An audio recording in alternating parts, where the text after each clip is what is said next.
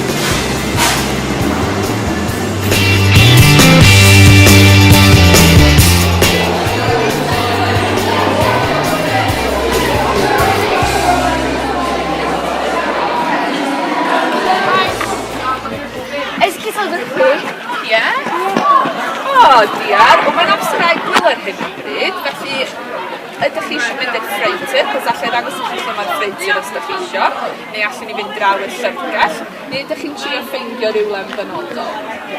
Na, neu'n lle benodol, allai fynd â chi i'r ffreutur os ydych chi eisiau, neu gan bod i bron yn amser gwers 3, ydych chi eisiau estyn eich llyfr cyswllt, allai ddangos i chi lle mae'ch gwers nesaf.